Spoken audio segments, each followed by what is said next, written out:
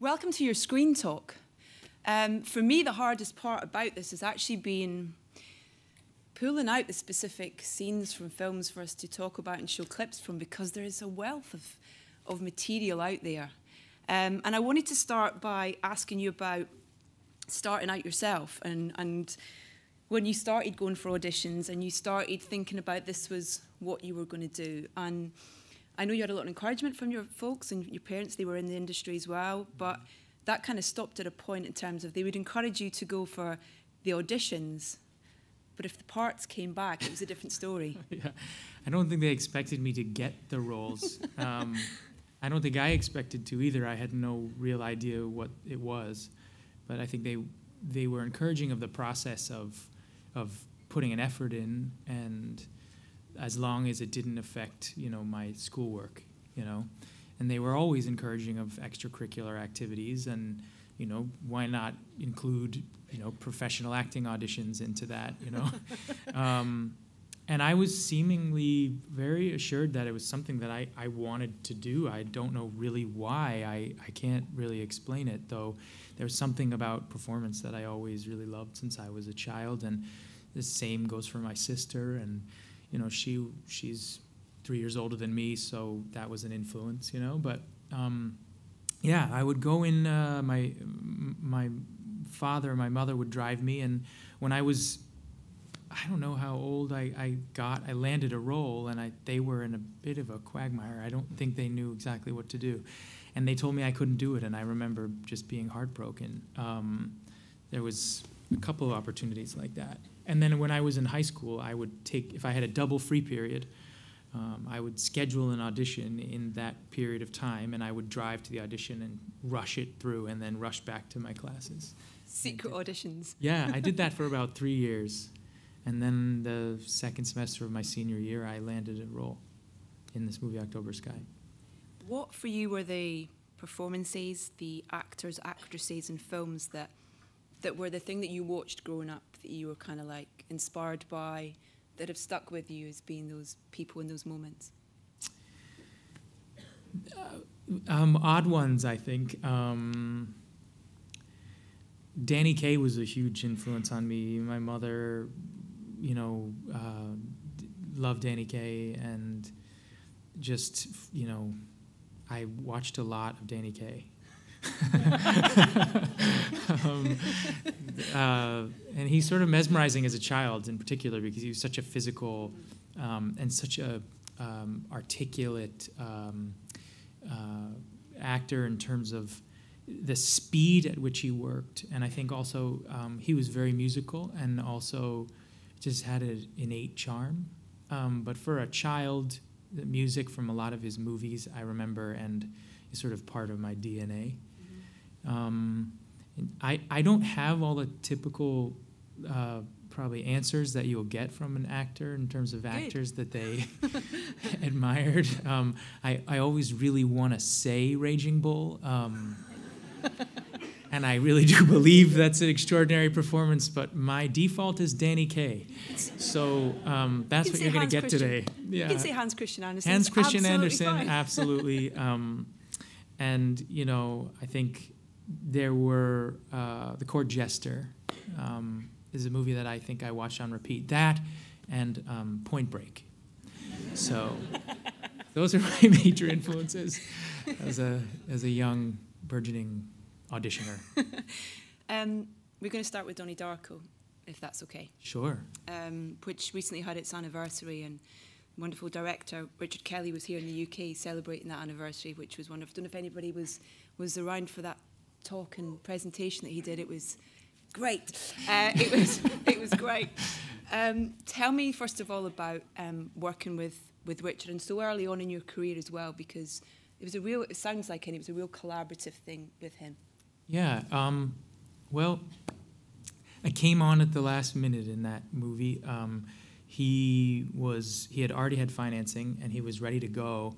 And because Drew Barrymore was producing the project and she was on the movie, and he was really trying to find somebody, and he kind of, I think, on a whim just sort of said, he looks good, kind of, we'll cast this guy. No, we had a meeting, and something about the two of us just connected. And I had an acting coach who passed away a few years ago, and she always said it's the target draws forth the arrow. That's her general phrase for almost everything. And I felt that way about that project. I just met Richard, and he was immediately open, and he had written this incredible screenplay that had gone around, I think, Hollywood and had been very popular for a long time, and people loved it and championed it. But there were questions I had about it. You know, there were a lot of mentions of different things. In particular, the word God had been mentioned a lot in the screenplay written. And the first thing I remember saying to him is, I feel like that really takes away from the script mentioning it. I think it should be implied. And he was like, oh, I like that idea. And from there we went, you know. And it was we shot the movie in 22 days or something like that. Or maybe that was the end of watch we shot in 28 days, which is actually the number of days that it says on my arm. I think it's like 28 days, which is there were strange coincidences on that movie with reality and fiction.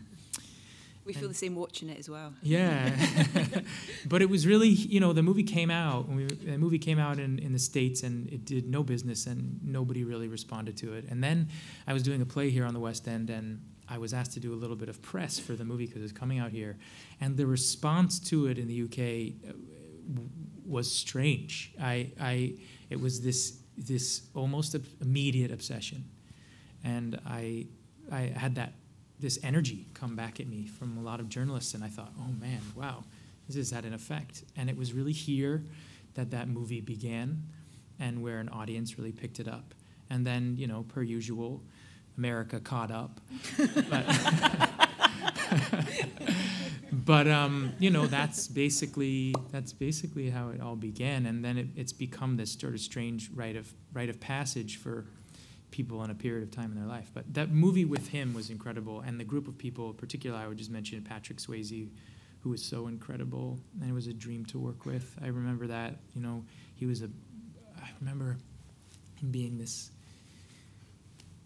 the ultimate kind of star, you know, just kind and focused and attentive, and for a young kid, you know, was such a good role model.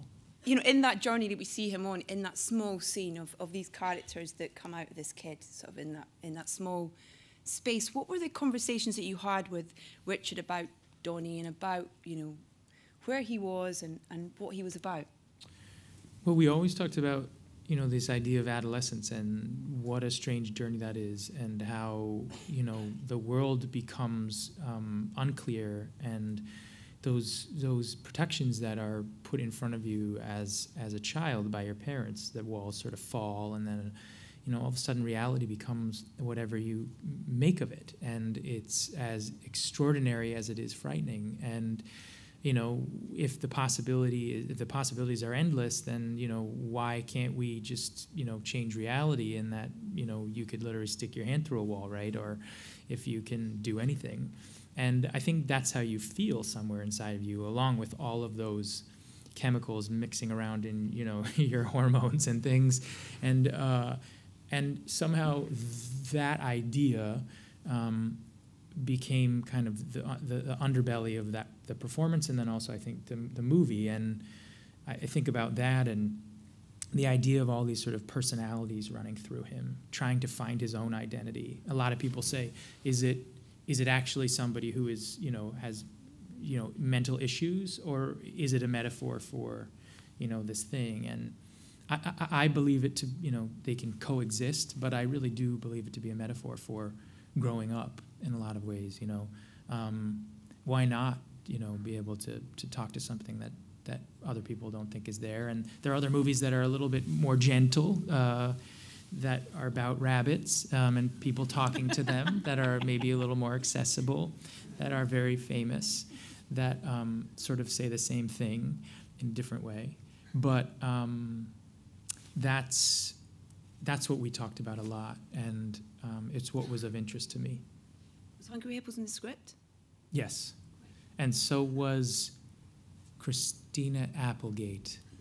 We had a real hard time getting clearance on that name.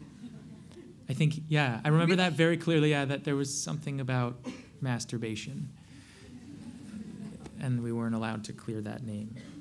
Hungry Hippos were fine. Yeah, okay, sorry. TMI. But, you know, young boys do strange things. It's a weird question, but this is the fan question for me about Donnie Darko. Who was in the Frank outfit? That was Jimmy, why am I forgetting Jimmy's last name all of a sudden? Who plays the boyfriend at the end. That chain, no, it was always him.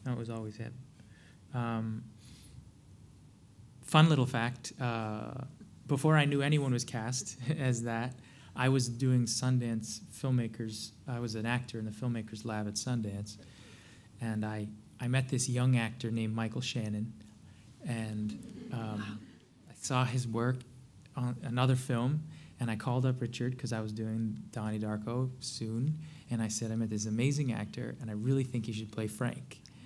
And he's like, Jimmy Duvall, sorry, plays Frank. And Richard said, no, I want Jimmy Duvall. I was like, okay, cool. And that's how I met Michael Shannon. So I've known Michael Shannon since that point. And I before I knew Jimmy, I really thought, you know, Michael could be a great Frank. So that was it. That's the fun fact. Great. It's great. I love how you talked about this relationship you had with Richard and how it was collaborative even whilst you were filming. You guys, if I might, would do rewrites whilst you were shooting. You'd talk in between scenes and rewrite the script as it was going along. It's amazing as a young actor to be that involved and collaborate so early on in your career and have that trust from a director. Yeah, I mean, it was extraordinary, but we were both very young, you know. Yeah. I think Richard was 26. Yeah. So it was his first film, and there was a lot of pressure on him, and I think, we were both kind of together in that space, and I think he could feel that my instinct was there was a lot of talk of supernatural, and there was a lot of talk of the sort of beyond, and I always tried to bring it back into sort of a much more colloquial kind of simple conversation with those things coming out. And I think we balanced each other in that way, because I would say, I don't know how to act that. I don't know how to talk about the feelings of supernatural. I can talk about simple things, human things, and the supernatural can come from that. But I can't just say it and feel it. I don't know how to connect and then go, oh yeah, okay. And then we'd work on it a bit. And I think he's a very collaborative guy, and he had an extraordinary cast of actors who were so experienced coming through. And then he listened to all of them.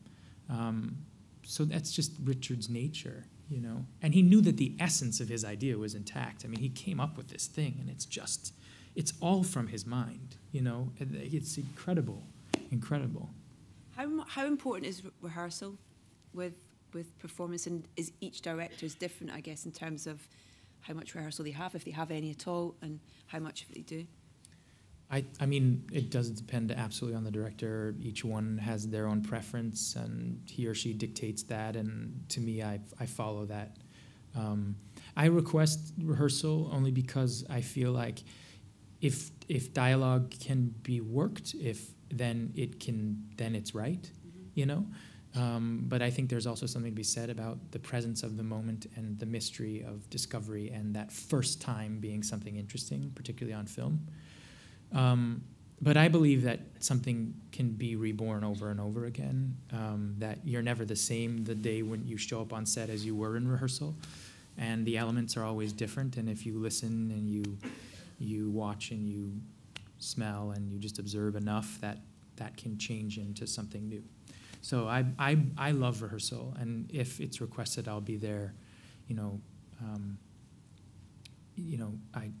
I asked Tom Ford before we did Nocturnal Animals. I said, "Can we do 2 weeks of rehearsal?" And he was like, "We can do that." And I was like, "Yeah." He's like, "Well, then yes." So sometimes it happens like that, and then sometimes it's like I don't want to do rehearsal at all, and the other actors don't, and it just depends. I remember, there's many stories of rehearsal, but I think it's very important and fun. It kind of, the experience that you've got in the theatre world as well. You talk about it doesn't always have to be that first time that you hit a moment or you feel an emotion and stuff, and you've got that experience from theatre where you go back and play a character again and again and again.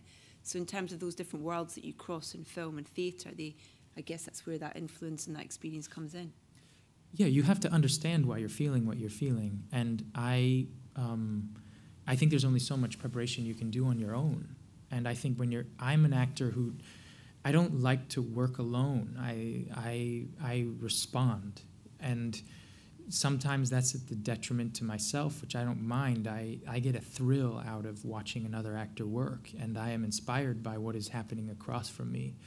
I'm not necessarily thinking at the time when I'm performing, like, what am I doing and what choice am I making? I'm just trying to listen to what they're doing, and it's why I try and surround myself with people who are better than me. And that I think is what I love. So the rehearsal process in particular are moments where you can do that with very little at stake, except discovery. And I really think it's also an opportunity when for an actor to have some seeming power over the material, you know? Yeah. Like you get to say, like, no, now can I have it, and then I'll give it to you a little bit, and that's really empowering for the process. Did you do much rehearsal for Brokeback Mountain? We did. We spent, oh no, we're going into Brokeback Mountain. Is it obvious? Do you see her transition? God, I'm so transparent. We did. We spent, Heath and I, Aang requested that Heath and I learn how to, ride horses and do cowboy things. Cowboy camp. Yeah, cowboy camp, yeah. We spent about 2 weeks in California, just outside of LA, like Lancaster area, riding together and doing different chores, and then Aang came. I remember we would go out there, and Aang had a hat on the first day. It said "Eat, Drink, Man, Woman," which is obviously one of his movies. And I said, "I'm going to make you a hat that says "Eat, Drink, Man, Man," because that's we were riding on all horses together, and he was like,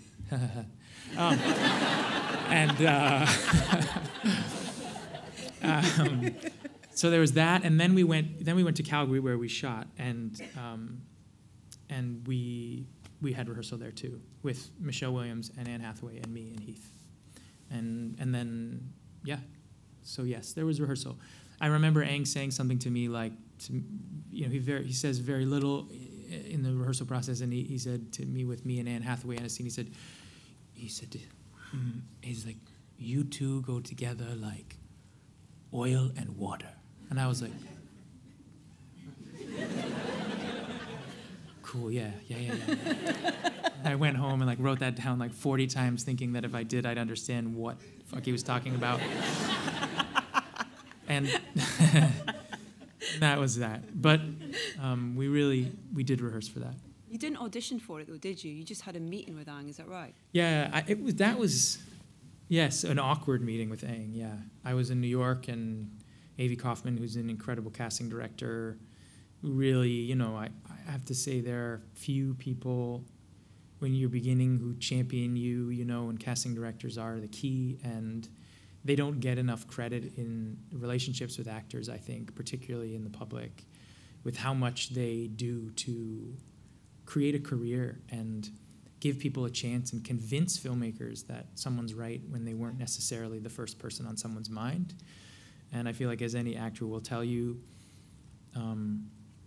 you need those people, and you can usually do things that people don't think you can. And she was one of those people, and she told Aang, you got to meet this guy. And I went into a meeting, and Aang sat 15 feet away in the corner of a room in the darkness. It was really weird. And then I walked in, and I talked for a little bit, and he sort of nodded a few times, and then someone escorted me out. And then 2 weeks later, I was cast, and it was so interesting. Yeah. What did you say to him? I don't remember. I just I was like, I am a cowboy, I was like, believe me, Mr. Lee, I am a cowboy, I don't know. I don't know what I said. I just talked at him for Yeah, I remember I was told to like wear jeans or something. Come and pretend to ride a car. Yeah, basically, yeah. Like I like wore chaps, you know. It was like,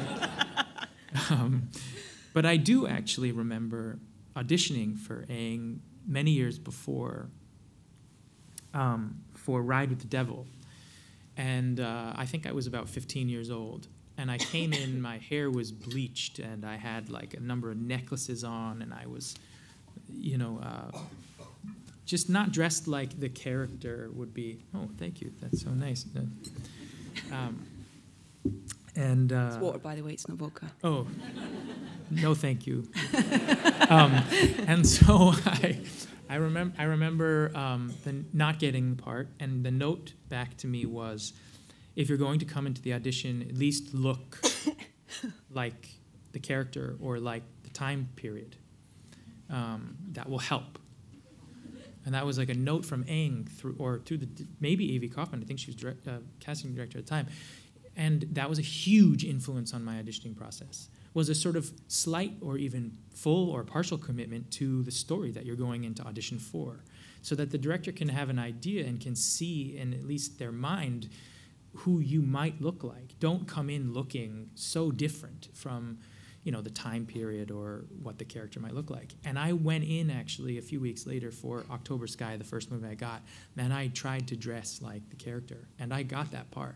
So I sort of attribute that to Aang a little bit too, before I even knew him or worked with him.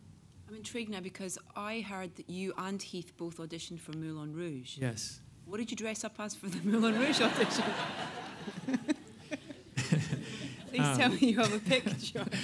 Oh man, I wish I had Ta-da! a good story. No, yeah. You found it. You know, that was amazing. Yeah, we auditioned for a month. There were 3 of us. A month audition? Yeah, Baz. I went in for initial audition, like a big, huge casting call, and they asked me to sing and then also do a scene. And I did that. And I remember going in right before, like, the guy who was in the movie Once. And I was like, oh, man. He went in with his guitar. He was like, hey, man, blah, blah, blah. I was like, oh, great. So I was like, I'm screwed. And then I went in Glenn Hansard. Yeah, Glenn Hansard, yeah. Yeah. And sorry I'm forgetting everybody's name today. I apologize to everyone who I know and whose names I'm forgetting. And I got called back, and they said it was like the first time I had a number of agents descend on me from an agency. They were all like, Baz Luhrmann had decided to do an auditioning process with me and Heath, this guy Heath Ledger, who I didn't really know much about Heath, and that he was going to have us audition with a group of different actresses. And Heath and I, for a month, were shuffled in and out of rooms, not ever seeing each other. Like, I was locked in a room. I would come in, and then Heath would be reading with someone, and then he would be shuffled out and then locked in a room, and then I would go out and read with them. And we did that, and I never knew him. I just heard his name. And, yeah, and then we didn't, neither of us got the part. But it was a long process, a beautiful process, and Baz was really wonderful. It was a real creative process through all of it, and I remember, you know, when I finally did meet Heath, we sort of bonded over our frustration over the auditioning process, and then I remember actually after this movie, I know you're about to show, so don't pretend like you're not going to. He called me up after Brokeback came out, and he was, you know, it was a great success, and he was like, hey, mate. I was like, hey. He's like, I want to tell you something. I was like, what? He's like, Baz Luhrmann offered me a part in his next movie. And he's like, I just want to tell you, I turned it down.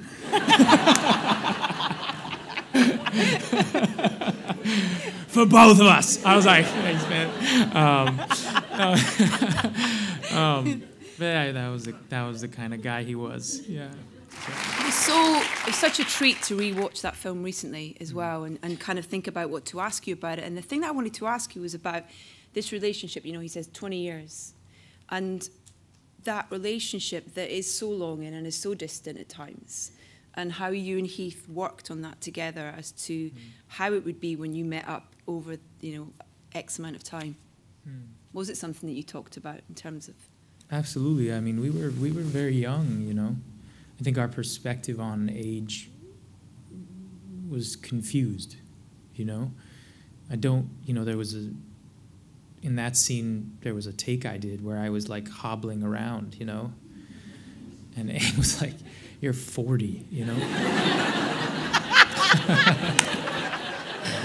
Like Yoda on a stick. Oh. The things that you learn, you know. I look at that scene now and the things that you learn. Yeah,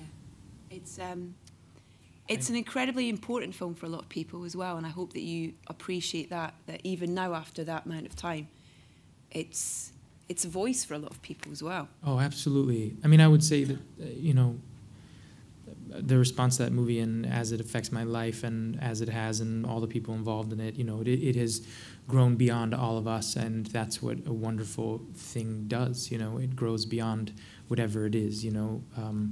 This movie is like Aang's child, you know, and it grows up and it becomes its own thing, and it is connected to all of us in a different way. And in terms of, you know, understanding the strength of the love between these two, it was born out of a loneliness, I think. I think that's where these two souls connected, and they were searching. And I don't think that in terms of time, as much as it is, you know, considered a gay love story, I think it is a love story. And I think that's how we always thought of it.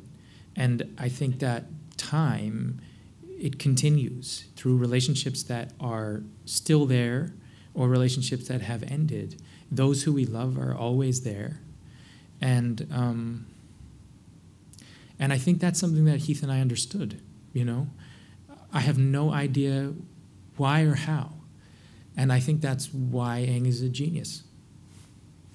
And, you know, as an actor, you sit here and you can say as much as you want about what you believe and what you think you shaped yourself. But in truth, I think both of us, you know, I look at the choices that Heath was making at that time, and he was years beyond me. And in what way do you mean? My God, I see. I remember talking with him before we began shooting, and we were shooting in the middle of basically nowhere, you know, most of the time. It was a wonderful time. We were all living in trailers, you know, by a river.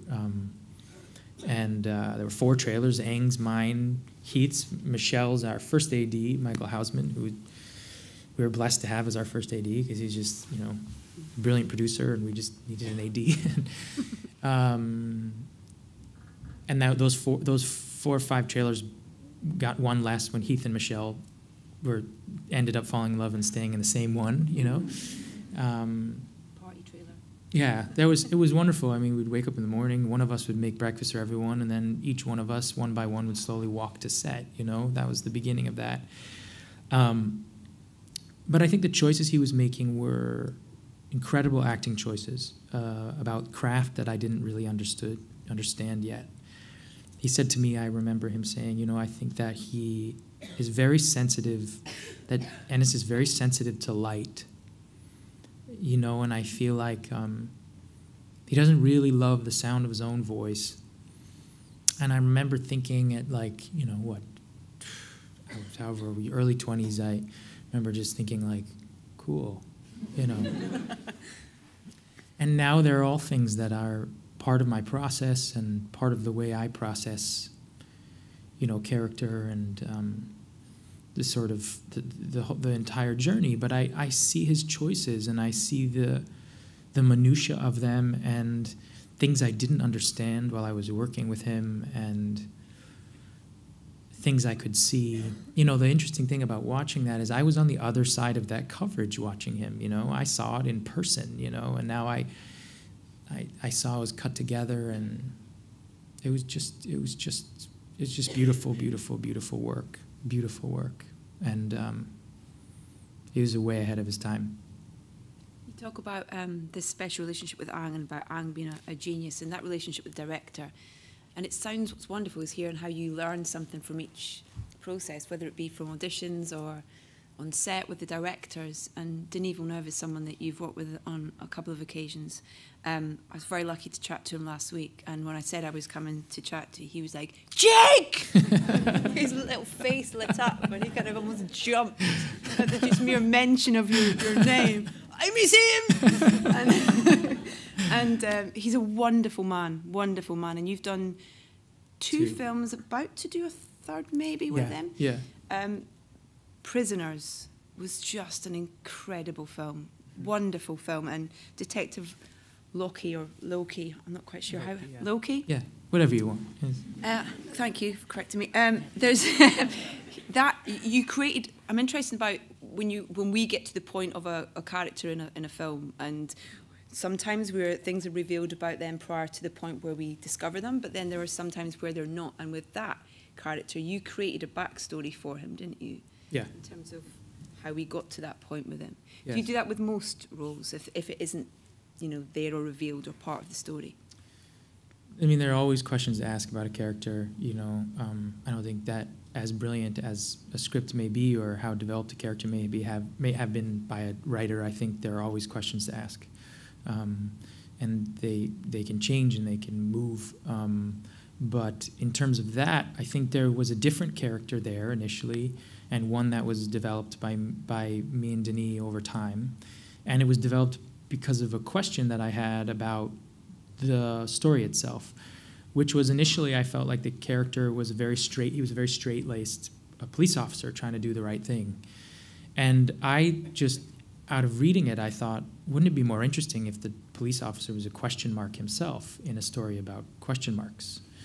And it was my experience in playing police officer and before in another film and spending a lot of time with detectives too, that in order to be able to be good at your job, you have to be very interested in the mind of the person that's done the crime, or else there's no way to solve it.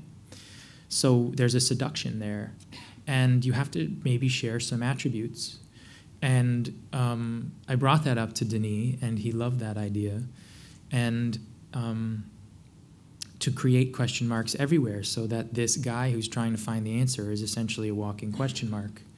And that was where we began. And then I found different things in his backstory that allowed for questions for the audience and also distracted them. If you're playing essentially the narrator, then I think that, there's sometimes an opportunity there to bounce off the opposite direction of a scene, or to particularly in a thriller, in a mystery, to be able to create more mystery with your behavior. And that's what we did, details, it's details, that water on that RV is just something you see and you think, man. I was watching that and thinking about the tick that my character has, and it's literally in the same rhythm with that water dropping and that tick in my eyes. It's like, that's a fucking director there, man. I mean, that scene's really fun. That's mostly improv, that scene. Yeah. Just put you in the room and said...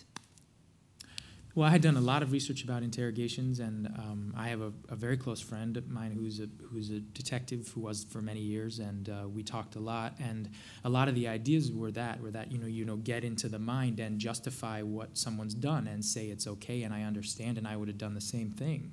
Is this what you did? Did you do this? Do you do it like that? Did you do this? Am I going to elicit this response from you? I'm going to look at this behavior. Is that going to happen? What about this way? What about that way? What if I did this? What if you did this? That'd be fun if we did it together, wouldn't it? And then I think in that idea, you're pulling out behavior, and I was working with an extraordinary actor across from me, and he just wouldn't let me the fuck in. And it was brilliant. I mean, and his response is, I listened to Paul, and he's like, I want to go for a ride. And you're like, gah! And I remember I had actually sent Paul a couple questions I thought I would ask him, just thinking like it was actually a good idea, but it ended up screwing me because I just couldn't get anything from him. And I asked him what was he listening to, and we did another take at the table. And also touch was a very big thing. And that was something we decided. If I literally like just was touching the hair behind his ear, like in a very, you know, sort of strangely flirtatious manner. And he hated it. And that was my only in, you know, was him hating it. But I asked him earlier on in that take, I said, what were you playing? What music were you playing?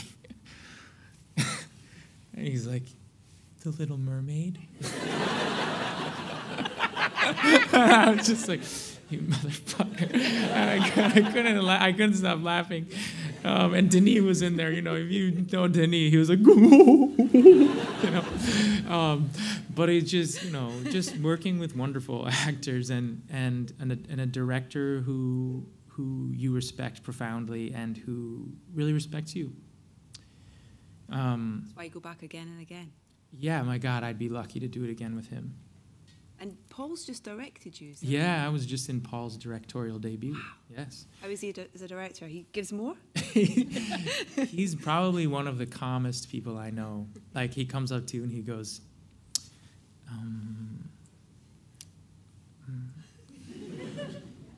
one more? Okay. Great. And I know, you know, no, he gives really wonderful direction, but he's very calming. And yeah, that's with Carey Mulligan, who's a friend of mine too. It was a group of friends making a film. It was incredible. Amazing. Talking about those relationships, Michael Pena and you in End of Watch. What a film! Wow. What was the prep for that for you two before the camera started rolling? Was it because I believe it was a lot longer than the actual shoot? Yeah, it was 5 months of prep, 6 months of prep.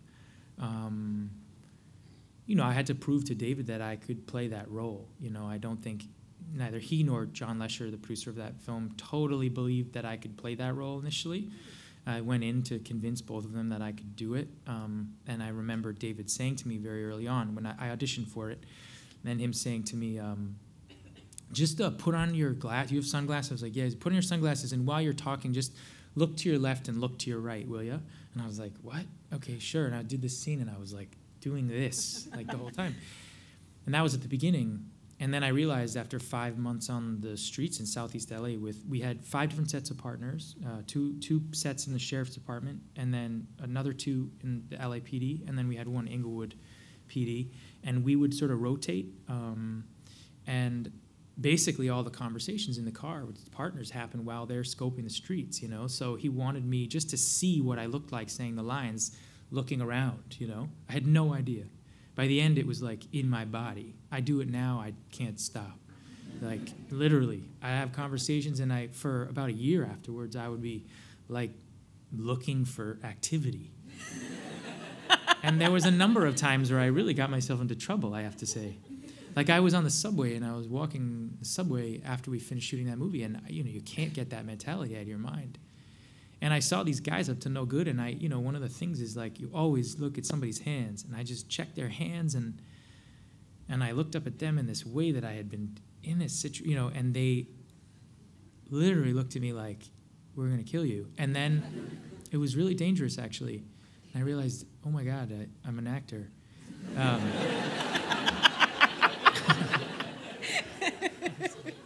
That happens a lot where I realize that.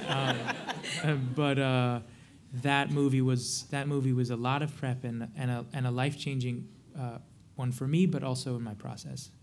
Yeah. Really? Yeah, in terms of preparation, the realization that I need a long runway, a long runway, that that the details come over time, and you know, these things need discipline. That I remember my sister saying that Alan Rickman came. She was at RADA, and he taught a class at one point, and he said that freedom is on the other side of discipline. And that line has stuck with me, and that was what I learned on End of Watch. And I've kept that idea with me from then on in every role I've tried to do. You've got a new film coming out called Stronger, which you're a producer on as well, and this is the world that you've very much kind of been part of you for 5 or 6 years now as well, in terms of producing as well. for this character, which is still quite fresh in people's minds in terms of the events of the Boston Bauman Marathon that happened. How did this project come to you, and why did you want to get involved, both in terms of behind the camera, but playing Jeff as well? The project came to me in a normal way it would come to me as an actor. And I had, at the time, just formed my production company, and we were financed by a wonderful company named Bold Films that produced Nightcrawler, movie I did, and then Whiplash and Drive, and they're a really wonderful company. And we had an incredible time on Nightcrawler, and they came to me and said, you know, let's make a deal, you know. We like the way you think and the movies that you make and you're part of, and we'd like to do this with you. And I said, okay. And so we started this company with my partner, Reva Marker, who's an incredible producer. She produced Beast of No Nation and a number of other wonderful films. And I was offered the role in Stronger as an actor. I wasn't actually initially. I was slipped the script, and I read one of the very first drafts of it, and I loved it. And I called up Eric Feig at Lionsgate, and I said, I love this. I think this character is incredible.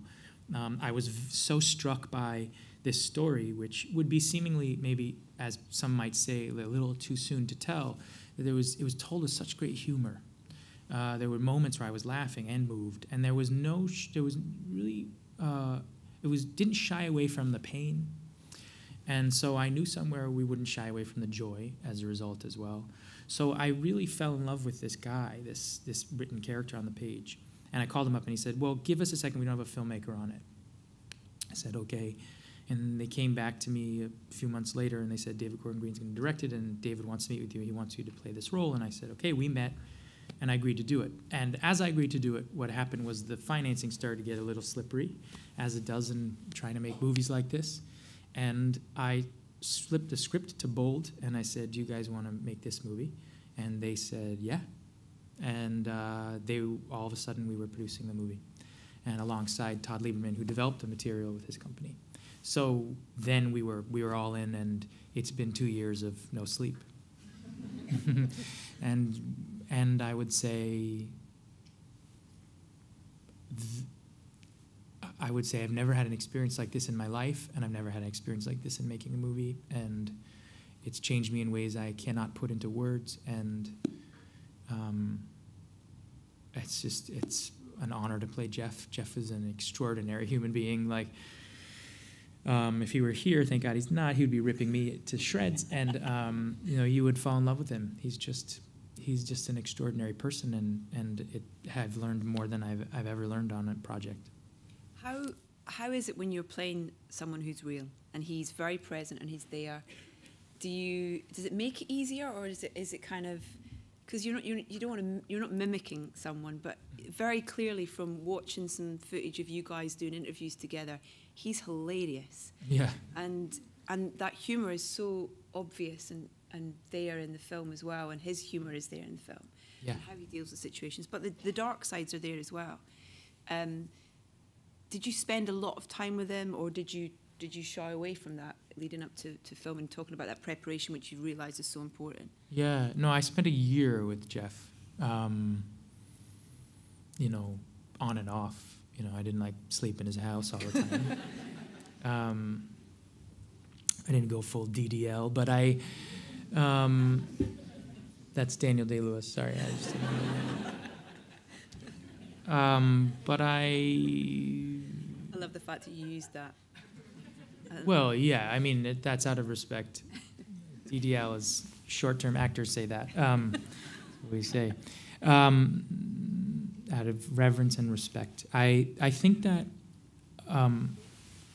sorry, that got me a little bit, I just forgot what we were talking about.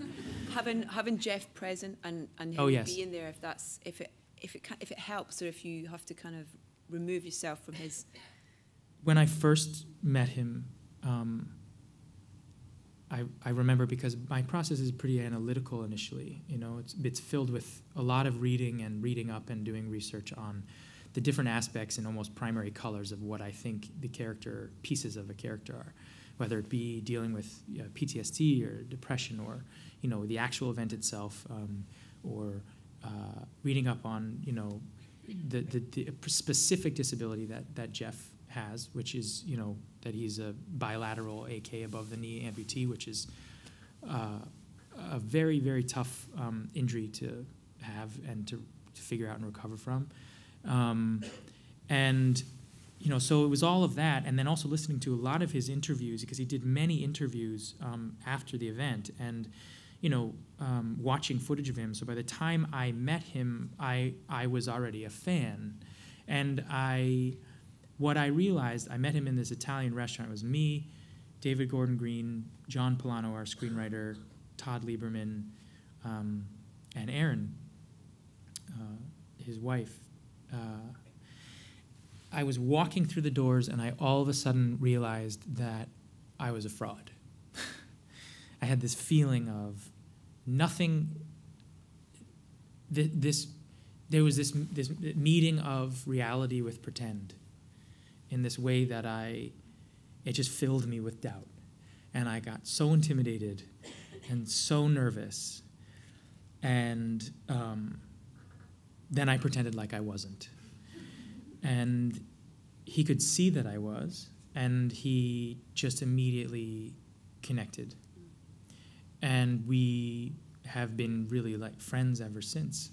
But my struggle through the whole thing was knowing that nothing I could do and nothing that I would try and perform would match the experience he went through. That it was almost like anything I did it was like this. I was met always with the absurdity of my job, and then the reality of his situation, and doing service to that. And I walked that line the entire time. And it was, like, when I say life-changing and career-changing, I think it gave me a perspective on the seriousness with which I approach my work, because I believe that storytelling can be altering in good and bad ways, but can be life-changing in lots of ways. Stories have changed me and influenced me and make me behave better and not better in certain situations. And yet also, what an absurd process of pretend. And Ang Lee said, I gave him one of his many awards he's won, and he said, when he accepted, he said, "We pretend to get closer to the truth." And it was like this beacon for me in the midst of this, because I realized Jeff, I would never have been able to survive what Jeff survived, and yet I was playing him. And I think that was kind of this huge realization for me. I think you underestimate your performance in that, because the truth that comes out in your performance in this, it's so, you feel like, I've seen it twice now, and I'm, in that scene, I'm like that. I'm kind of willing him, and I'm doing, you know, it's incredible. And, you know, we don't have time to go into the sort of logistics of how you played him, you know, is just wonderful. And the cast in this, Miranda as Patty's mum, what a force of nature. Miranda is, and his mum. Yes. Well, I've always had a crush on Miranda since I was very young, so it was only appropriate she played my mother. It's a bit weird. Well, mothers and sons. Yeah, I mean, it's very funny. In the States, you know, there's this thing, it just keeps happening. It's like, and she's British. You know, and it was like, can you believe it? You know, like, she pisses lemonade. No, but I mean, it's, that was a Howard Stern reference, I'm sorry. But I think that, you know, it's this very interesting thing where, you know, we were having trouble figuring out who was going to play Patty. It's a very complicated character, a character that is full of passion and love for her son, who is heartbroken about what happens, and yet she's a complicated character dealing with a lot of her own stuff, and she's not an antagonist. And but I think you could easily move into that space, because she's sort of seemingly taking the love story apart in a way, but it's not that. It's a movie. It's a love triangle. We always looked at it like that. And I remember talking about casting, and it was very hard. And I remember David Gordon Green and I speaking and saying, like, what about Miranda Richardson? He was like, ooh, like that. And I think that there's this thing where there's all these discussions about who, and maybe they have to be from Boston and this and that. And I was like, if you get a great actor, they can do it. You know, it's the same thing like with Amy Kaufman, it was like that moment you need to push people to a place.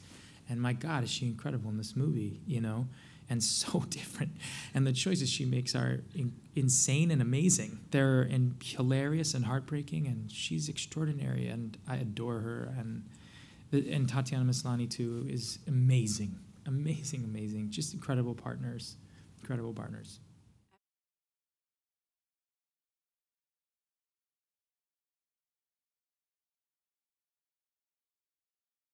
I do, yeah, I do. Yeah, I think there's just the process of it. It feels more civilized, and it feels like a different type of work. And I think, you know, if you're, I feel more like an endurance athlete as an actor, and that's what the stage is in a lot of ways. And it also gives you an opportunity to, you know, switch up and try it again. Yeah. But the thrill of being in front of an audience is unmatched. It's unmatched.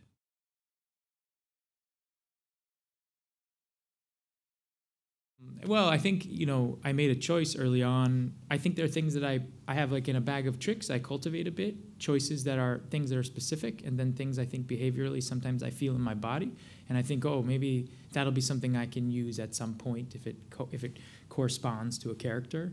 There are things that, you know, that I sort of collect ideas, you know. I think, you know, we all do that in different ways. You hear writers, you know, seeing something, you know, all of a sudden, you know, they have to write down something, or they, you know, there's a melody that comes to a musician's head. And I feel the same way about behavior. You know, I see somebody do something and I just sort of log it, you know, and then I'll weirdly practice it. I was doing a show off Broadway at the time, right before we were going to do Prisoners, and I was playing a character in a wonderful British playwright named Nick Payne, a show called If There Is, I Haven't Found It Yet.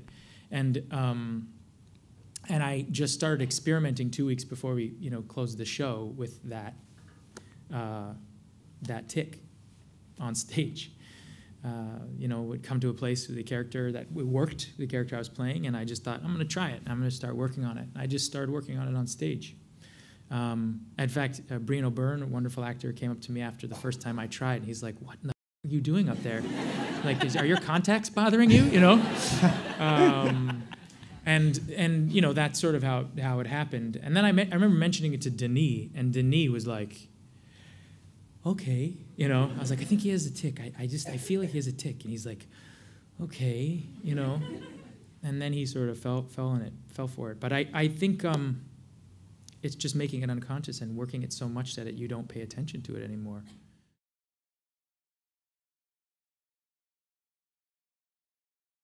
It didn't go exactly like that. Tease me! Yeah. Man, I'm coming across great, aren't I? I think, actually, what happened was we went to the police academy, and they put us through, after we had worked for many months, we went through there's a test, the final test, physical test that the police officers, the people who are training to be police officers have to go through. It's a very, very, very rigorous physical test. And inside, in the training program, you know, they have to know what it feels like, you know, to be tased and also pepper sprayed. They need to know both. So they gave us a choice. We could choose not to do it. Let me just put it that way. And I just, you know, they very, very controlled, in a very controlled way. They showed us what it felt like. So, and they said, don't choose pepper spray. That's basically because it lasts a very long time, and that tasing is over quickly. But I thought I remember it feeling like an eternity, and it was really only like a second. I remember that. They were like, "We'll do it for 3 seconds." And I was like, "Stop!" You know, it was like that. That's what I remember. And I was like, "That was a long time, right, guys?" They were like, no, it wasn't.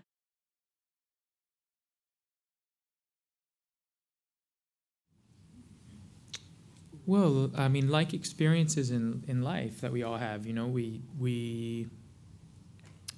have a relationship, we go on a vacation, or whatever it might be, we work at a job we love, we work at a job we don't like, whatever it might be. They leave, you know, they make an impression on us, and they shape who we are. I think all the characters I've played, but particularly since I've spent more time in preparation, probably in the past 7 or 8 years, those characters have left a very big impression on me, and a lot of them are still there. You know, I try, like, talk about the twitch. You know, I try and make things unconscious, and sometimes those things, they don't stick like, you know, your grandmother told you, but there are moments where behavior comes out, and you realize, whoa, that's the last vestige of a little vestige of that character, and whoa, I just said that in a way that, bleh, like, how'd that come out? And then there are emotions and the experience of what it is that never go away. You know, watching these scenes and things like that, they bring me right back. And, you know, the last movie, Stronger, you know, it's with me all the time, and there are moments and things I've heard and the pain that I know that Jeff went through that he tried to explain to me, or I saw, or the people who helped him recover, that they're with me forever, and it is hard to shake. I mean, I drove home from Boston to New York after we wrapped, and I basically cried the whole way home, you know. Like, I needed to get something out. I'm not quite sure what it was, and those are the things that happen, you know. And I think that's a beautiful part of the expression. That's it's the privilege of doing what I do, is it allows me to express and get those things out. But some of them stay, and I guess I'm glad for it. I really am.